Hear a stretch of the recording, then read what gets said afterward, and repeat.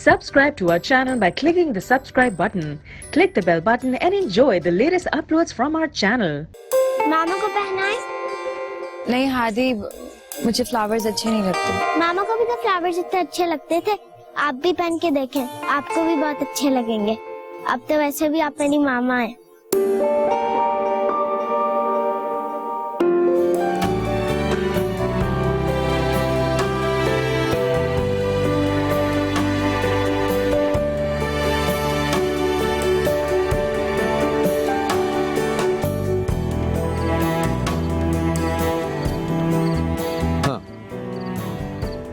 ठीक है, हाँ आऊंगा, मगर मैं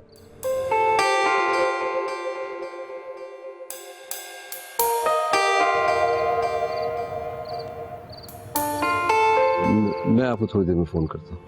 दिल के धागे पलकों से हमने बांधे,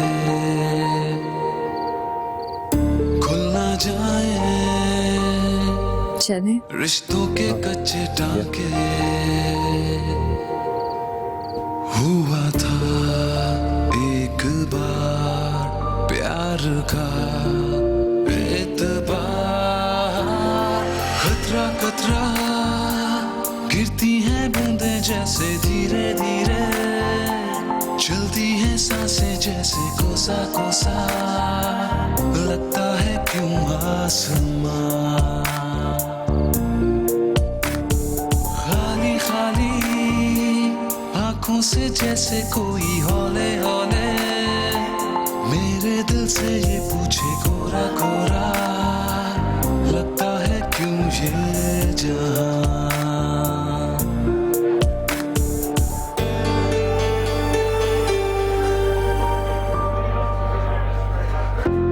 भाभी, नगीन माय वाइफ। हाय नगीन, कैसी हैं आप? You are looking gorgeous. वैसे आपकी चॉइस तो बहुत ही आला है। ये ड्रेस और ये कलर बहुत सूट कर रहा है आपको। कौन से डिजाइनर का है? विशास। Wow, she is my favourite designer. आओ नगीन, मैं तुम्हें कुछ लोगों से इंट्रोड्यूस कराती हूँ।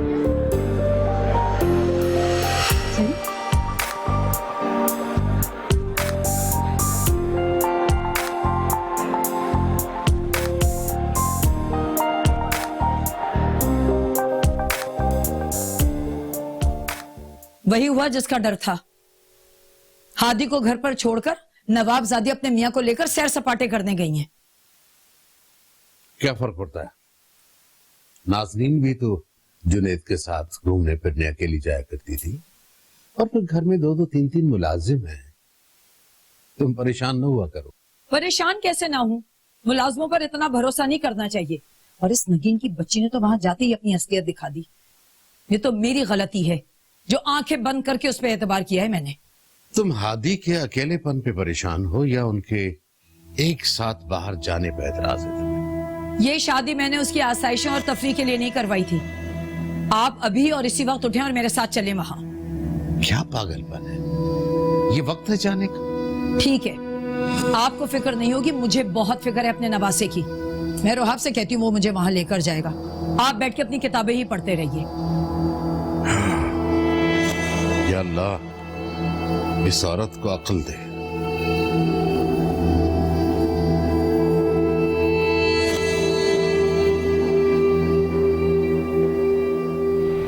तुम लोगों के सामने इतनी कंफ्यूज क्यों थी? मैं तो जाना ही नहीं चाह रही थी, आप जबरदस्ती ले गए थे। तो अच्छा किया ना मैंने, इस तरह तुम्हारा कॉन्फिडेंस बढ़ेगा। मैं तो उस दिन का शिद्दत से इंतजार कर रहा हूँ जब तुम लोगों के सामने पूरे एतमाद के साथ बातें करोगे। ये नामुमकिन है।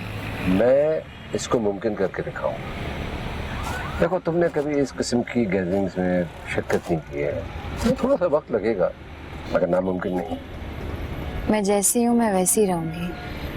आप प्लीज मुझे बदलने की कोशिश ना करें। आपको इसी तरह से सबके सामने शर्मिंदगी होगी। मैं तुम्हारे साथ जाके बिल्कुल भी एम्बैरेस नहीं हुआ। इनफैक्ट मैं तो बड़ा प्राउड फील कर रहा था।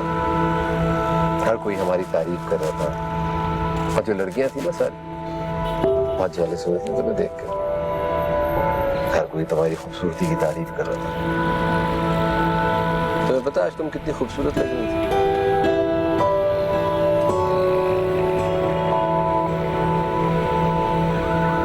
अच्छा इधर आ जाओ, अब तुम अंदर जाओ, मैं थोड़ी देर में आता हूँ, इतनी देर से कोई मीटिंग नहीं है।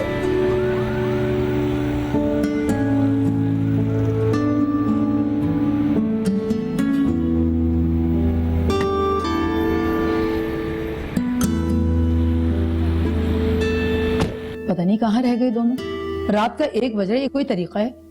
कम से कम फोन करके बच्चे की खैरियत तो पूछ लेते। मामा आ गई। मामा बाबा कहाँ है? वो बस आ रहे हैं। आपने इतनी देर क्यों नहीं करी? कौन? वाह भाई वाह, क्या रंग ढंग निकाला है तुमने तो। आते ही मेरे बच्चे के साथ तुमने सौतेली माँ वाला बर्ताव शुरू कर दिया। आप मेरी मामा को क्यों डांट रही हैं? सुहाना इसे अंदर लेके जाओ। आप नानू को बताएं कि मेरी मामा को नहीं डांटे।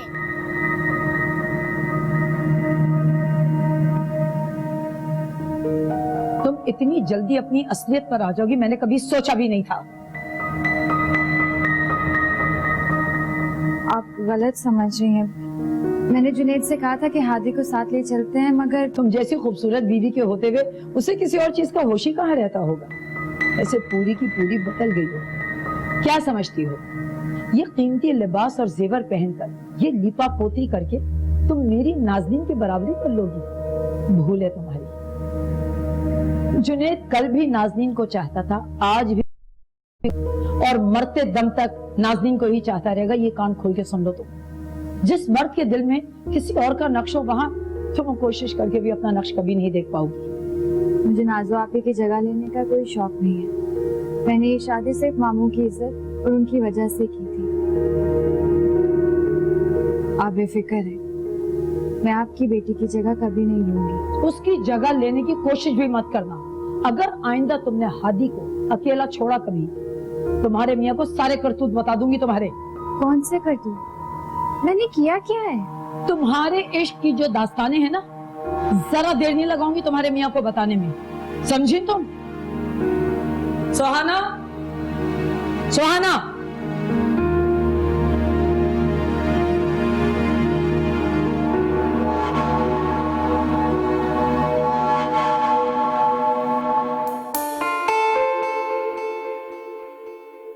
दिल के धागे पलकों से हमने बांधे, खुल ना जाए रिश्तों के कच्चे टांके। हुआ था एक बार प्यार का एतबार।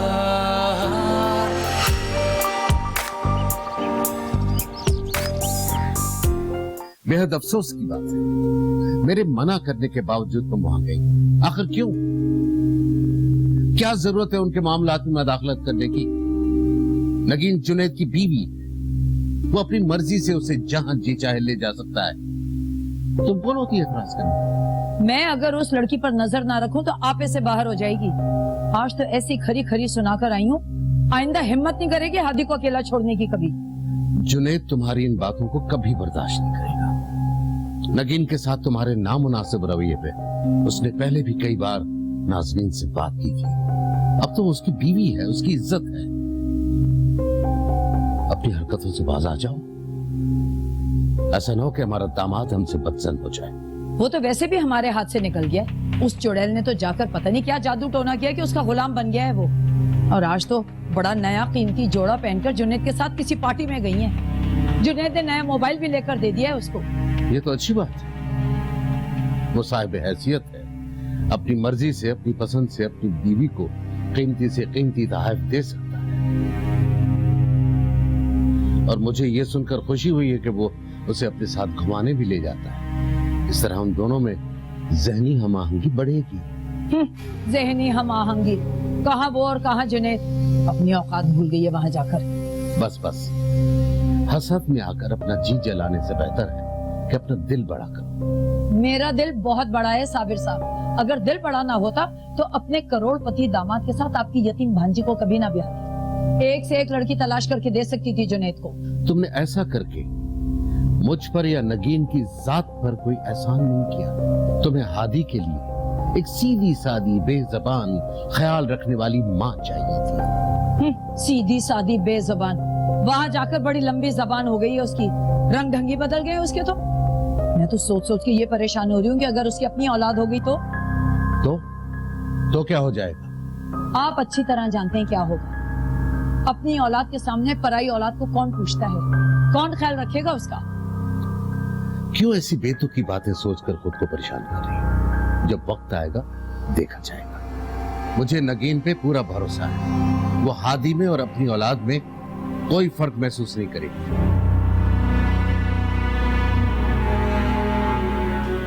नगीन की अपनी औलाद? अल्लाह ना करे, मेरे जीते जी ऐसा कभी नहीं होगा।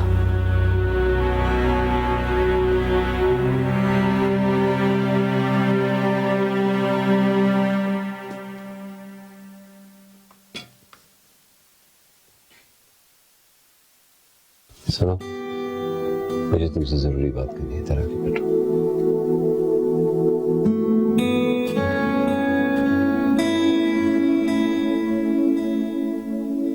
ठीक है, अगर तुम मेरे पास नहीं आ सकती तो मैं तुम्हारे पास आ जाता। लेकिन मैंने सुना है कि आज तुम्हारी मेहमानी आई। हादी बता रहा था कि उन्होंने तुम्हें बहुत डांटा। ऐसी कोई बात नहीं है। देखो नगीन, मैं तुम्हारा शौहर, मुझसे कोई भी बात छुपाने की जरूरत नहीं है। और किसी को कोई हक नहीं पहुंचता कि मेरे घर में आके मेरी बीवी को डांटे।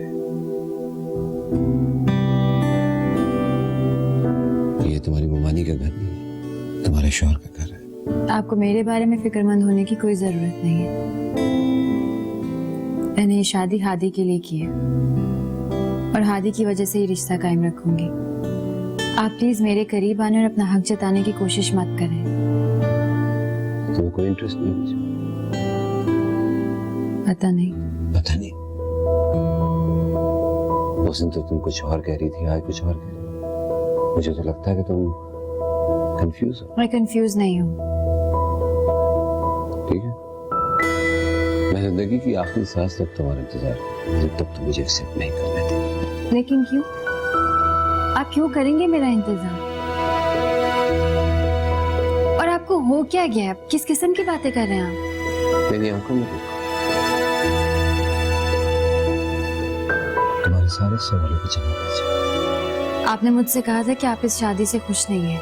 हाँ, मैं पहले खुश नहीं था, मगर अब मैं तुम्हें अंदर ही अंदर चाहने लगा हूँ। मैं तुमसे प्लीज बस कर दें, इससे आगे कुछ मत कहिएगा। आप मेरे बारे में सोचकर अपना वक्त जाया कर रहे हैं। मैं आपसे मोहब्बत नहीं करती।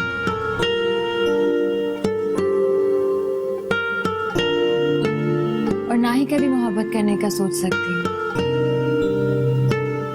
आप अपनी मर्जी से कहीं पर भी शादी कर सकते हैं, मुझे कोई एतराज नहीं होगा। मैं दूसरी शादी करूं, तुम्हें कोई एतराज नहीं हो? नहीं। तुम्हें मुझे एक्सेप्ट करने के लिए जितना वक्त चाहिए ले लो। आज के बाद दूसरी शादी का जिक्र मत करना। बैठो, अभी मेरी बात सुनो। अब और कहने के लिए क्या बाकी रह गया है? लेकिन क्या हम दो दोस्तों की तरह बात नहीं कर सकते? एक दूसरे को समझ नहीं सकते? और समझने से क्या फायदा होगा? हम इस घर में दो अजनबियों की तरह जरूर रहते हैं। क्या हम दोस्त नहीं बन सकते? हाँ, प्लीज मेरा ख्याल अपने दिल से निकाल दें और मेरे करीब आने की कोशिश मत करें। और अगर आप मेरे करीब आने की कोशिश करें तो मजबूरन मुझे इस घर से जाना पड़ेगा।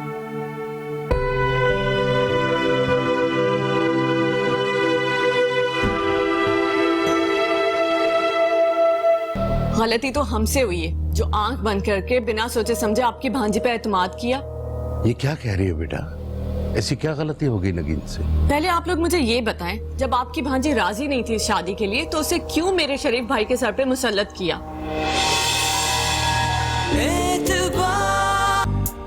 बहन को फोन करने का टाइम मिल गया आपको? इस छोटी सी बात को लेकर तुम अभी तक नाराज हो। जिसे आप छोटी सी बात कह रहे हैं ना भाई, वो मेरे लिए बहुत बड़ी बात है। आपने आज तक मेरी इतनी इंसल्ट कभी नहीं की जिस तरह उस दिन अपनी नई नवेली दुल्हन के सामने की। जरूर उसी ने पटियां पढ़ाई होंगी आपको। फिर वही बात है समरा, मुझे वो क्या पटियां पढ़ाएगी? वो तो मुझे कब से कह रही है कि जाके अपनी बहन को मनाओ। बस मसरूफियात की वजह से मैं तुम्हें फोन नहीं कर सका। ओह, तो अब आप उस लड़की के कहने पे मुझे मनाने आएंगे? ये हैसियत रह गई मेरी उस घर में। मुझे पहले ही खदशा था कि नगीन आते ही सबसे पहले हम भाई बहन को आपस में लड़वाएगी, इसीलिए मैं इस शादी के खिलाफ थी। तुम्हें क्या हो गया है समरा? ये तुम टिपिकल नंद की तरह ट्रीट क्यों करने लगी हो? नाजो के साथ तो तुम्हारा ऐसा रवैया नहीं था, नगीन के साथ क्या मसला है? क्योंकि मैं उसकी नेचर से अच्छी तरह वाकिफ हूँ। मासूम बनने की एक्टिंग करती है आपके सामने। Stop it Samra. मैं समझ रहा था कि तुम्हें अपनी गलतियों का एहसास हो गया होगा, लेकिन तुम तो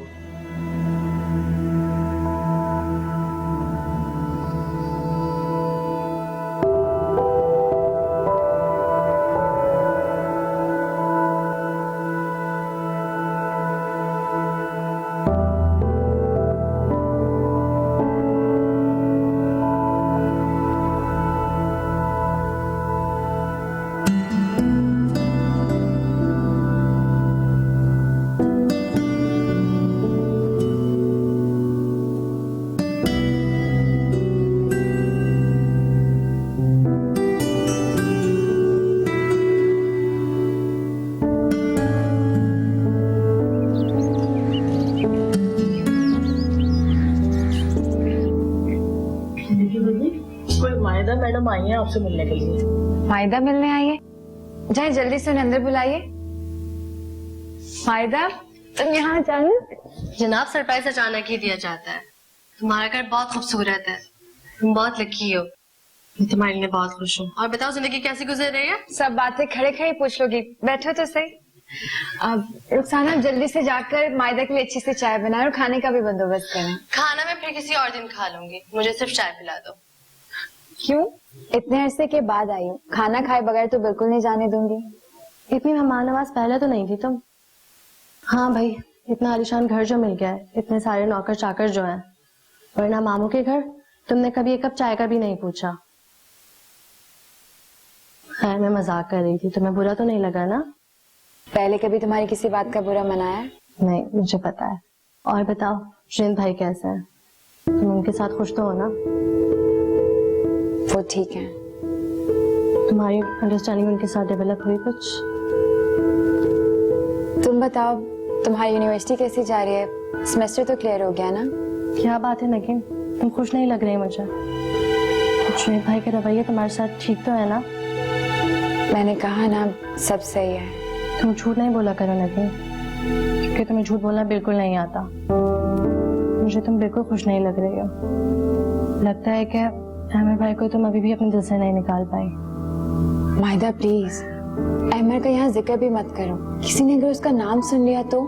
यहाँ है कौन जो सुन लेगा? तुम मुझे बताओ, अभी भी तुम अहमद भाई को मिस करती हो ना? मैं इस मौजू पे कोई बात नहीं करना चाहती। तुम्हें कुछ खबर भी है उनकी? तुमने मुड़कर एक बार फोन भी नहीं किया होगा उन्हें। कैसी बातें कर रही हो? मैं उन्हें फोन क्यों करूंगी? मैंने अपना नंबर उसी दिन बंद कर दिया था जिस दिन मेरा रिश्ता जुनैद से हुआ था। तुम्हें एक बार उनसे बात करनी चाहिए। तुम्हारी कोई बात हुई उससे?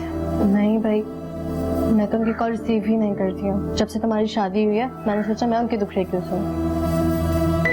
आई एम सॉरी, मैंने फजूल में उनका जिक्र तुम्हारे सामने कर दिया। मेरा मकसद बिल्कुल तुम्हें डिस्टर्ब करना नहीं था। हाँ, ये बताओ, हादी कैसा है? हादी ठीक है, स्कूल गया हुआ है। बहुत क्यूट है वो। हाँ है तो, अभी आ जाएगा 2 बजे तक। बहुत बातें करें। अच्छा, तो अब नगीन की सहेलियां आने लगी हैं उस घर में। तुमने उनकी बातें सुनी? जी, मैंने इतने गौर से तो नहीं सुना। मुझे चाय बनाने का कह दिया था नगीन बीबी ने। मैंने तुमसे कितनी बार कहा है कि घर पे आने जाने वालों पे खास नजर रखा करो। एक एक बात की रिपोर्ट चाहिए मुझे। जी, मैंने थोड़ी सी बातें सुनी थी उस लड़के की। वो नगीन बीबी को समझा रही थी कि पीछे मुड़कर ना देखें, जुनैद साहब का ख्याल रखें। अच्छा, और क्या सुना तुमने? और कह रही थी कि जुनैद साहब जो है ना, अच्छे आदमी हैं, उनकी कदर करो। पीछे मुड़कर देखने पर सिवाय पछतावे के कुछ नहीं मिलेगा। बस यही कुछ सुना था मैंने।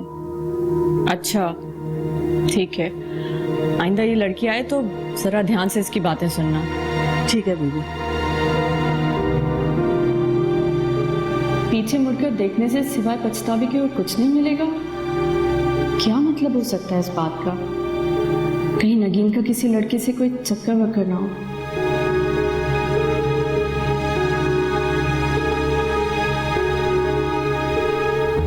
अभी भी तुम नाना भाई को मिस करती हो ना?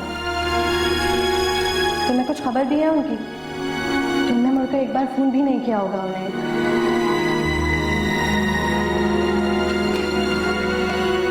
बाबा मामा बहुत रो रही हैं। आपने तंग तो नहीं किया? नहीं बाबा, आई प्रॉमिस, मैंने उन्हें बिल्कुल भी तंग नहीं किया। फिर क्यों रो रही है? नगीन, नगीन,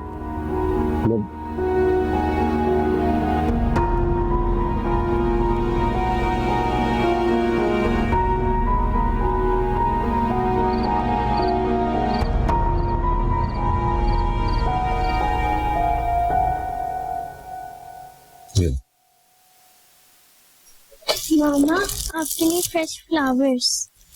थैंक यू सो मच। आपको पता है आप बेहोश हो गई थी। बाबा आपको डॉक्टर अंकल के पास लेके गए। उन्होंने आपको इंजेक्शन लगाया और आप ठीक हो गई। आपको रेस्ट करना है। अरे बेटा रात बहुत हो गई, जाओ मामा को आराम करने दो, तुम भी सो जाओ। गुड नाइट मामा। Good night. Good night.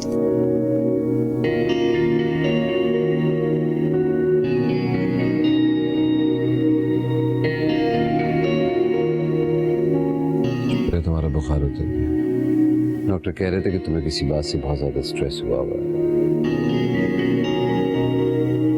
तो नगीन वो बात क्या है मुझे बता दो। शौहर की हैसियत से नहीं तो दोस्त समझ के बता दो।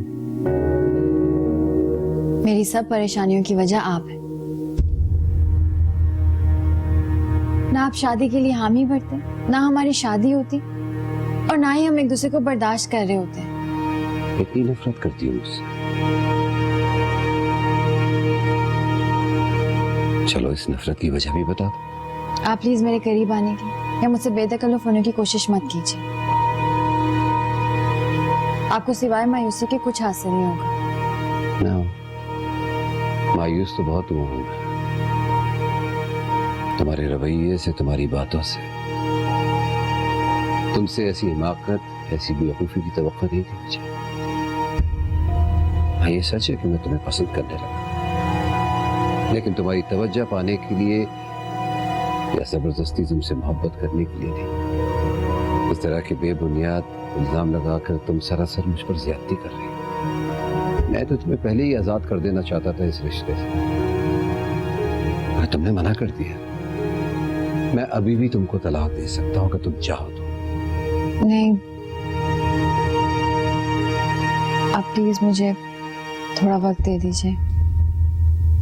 तुम्हें जितना वक्त चाहिए ले लो, मैं तुम्हारे फैसले का इंतजार करूंगा, और जो भी तुम्हारा फैसला होगा मुझे मंजूर होगा। मुझे अपनी नहीं तुम्हारी खुशी की ज्यादा जरूरत है। एनीवे, मैं आज बाहर सोऊंगा।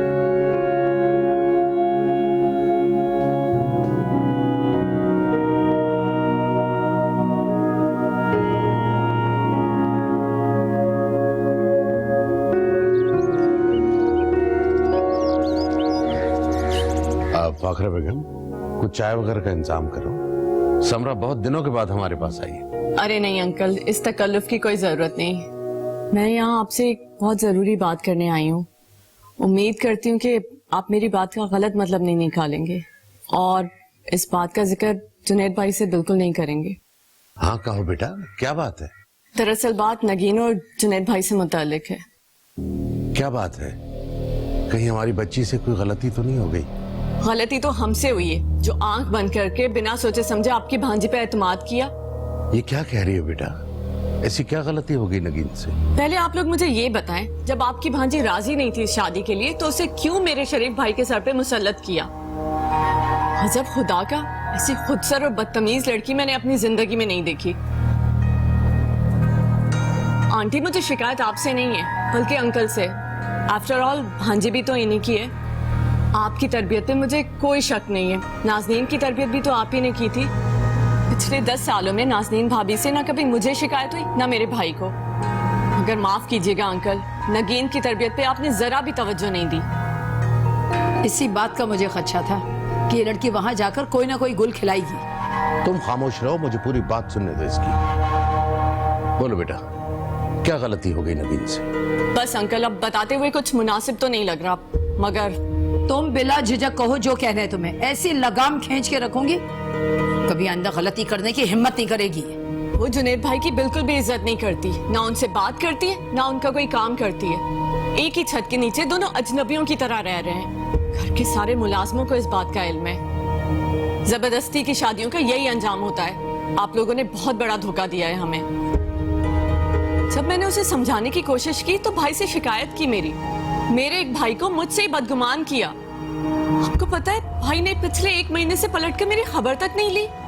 नाज़नीन के होते हुए कभी ऐसा नहीं हुआ। वो तो मेरी बहुत इज्जत करती थी, मगर नगीन, उसने तो मेरे भाई को सिवा ज़हनी अजियत के और कुछ नहीं दिया। ये तो मेरे भाई की शराफत है जो उसे बर्दाश्त कर रहे हैं। कोई और होता तो कब का तलाक देकर फारिग कर चुका होता। हमारी नगीन तो बहुत समझदार और साबिर लड़की है। मैंने आज तक उसे किसी के साथ ऐसा सलूक करते हुए नहीं देखा। तो क्या मैं उसकी दुश्मन हूँ? बिला वजह उस पर इल्जाम लगाने आई हूँ? मुझे पता था आप मेरी बात का यकीन नहीं करेंगे। अंकल, मैं उन रिवायती नंदों की तरह नहीं हूँ जो बिला वजह अपनी भाभीयों से हसद करें। नाज़नीन भाभी की मिसाल आपके सामने है। आप बताएं आंटी, कभी नाज़नीन भाभी को मुझसे कोई शिकायत हुई? ऐसी बात नहीं है बेटा, मैं खुदा न खासा तुम्हें झूठा नहीं समझ रहा। बहरहाल तुम फिक्र मत करो, मैं उसे खुद समझाऊंगा और इंशाल्लाह आइंदा तुम्हें उससे कोई शिकायत नहीं होगी।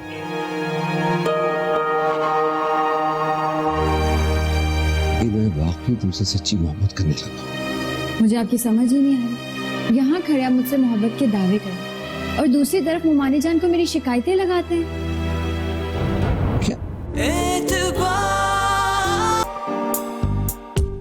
इस लड़की ने तो मुझे कहीं मुंह दिखाने के काबिल नहीं छोड़ा। ये तो जुनैद की शराफत है जो चुपचाप सब बर्दाश्त कर रहे हैं, वरना कोई और होता तो इसको पता लग जाता। मुझे समझ में नहीं आ रहा, नगीन ऐसा नहीं कर सकती। इतना अरसा हमारे साथ रही है, कभी हमें तो उससे कोई शिकायत नहीं हुई। तुम दोनों को तो हर हाल में उसकी हिमायत करनी होती है। मुझे तो ये डर है कि कहीं वो जुनैद से ये ना कह दे कि मैं किसी और लड़के को पसंद करती थी।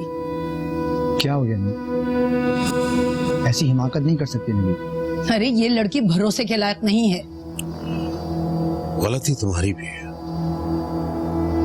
तुम्ही ने इस शादी के लिए उस पर दबाव डाला था। मैं शुरू दिन से इस शादी के हक में नहीं था। जो हो गया उस पर बहस करने का कोई फायदा नहीं। अब मैं तो आपसे कहूंगा कि आप नगीन को यहाँ पे बुला के समझाएं कि वो अपनी जिंदगी बर्बाद ना करे। खुदा ना खास्ता जुनैद भाई ने गुस्से में उसे तलाक दे दी तो तलाक लेके जाना कहाँ है उसे? इसी घर में डेरा जमा के बैठ जाएगी। आजकल तो कमारी लड़कियों को अच्छे रिश्ते नहीं मिलते और ये तो फिर तलाक याफ्ते, कौन पूछेगा इसे? ऐसा होने नहीं दूंगा। इंशाल्लाह सब ठीक हो जाएगा। मैं समझाऊंगा नगीन को। और तुम भी प्लीज इस मामले में जुनैद से और नगीन से कोई बात नहीं करोगे। बेटियों के मामलात बहुत नाजुक होते हैं, इन्हें बड़े तरीके से सुलझाया जाता है। तुम लोग ये मुझ पे छोड़ दो।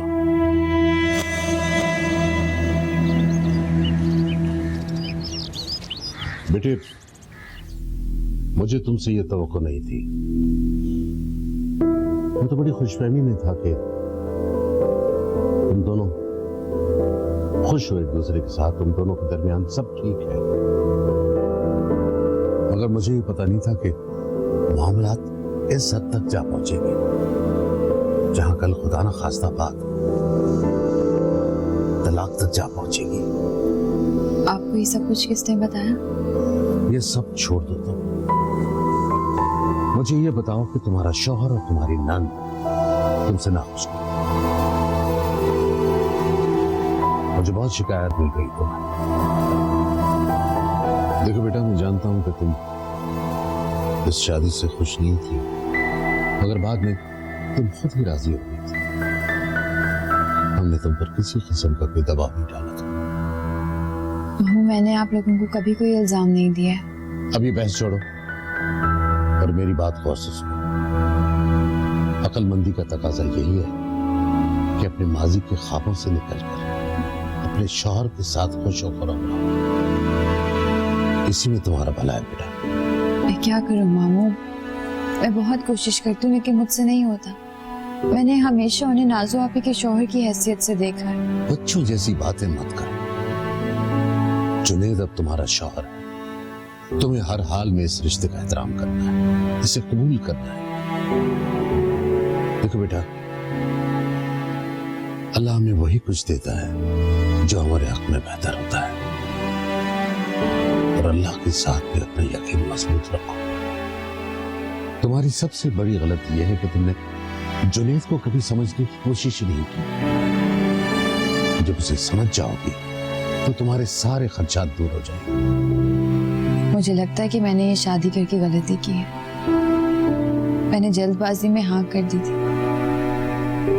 मुझे लगा शायद मैं आप लोगों पर बोझ हूँ। अम्मी की वजह से मोमाने जान ने सारी उम्र आपको ताने सुनाए। मैं चाहती थी कि मेरी वजह से आप। ये सब तुमसे किसने कहा? मैंने आपके और मोमाने जान की बातें सुनी थी।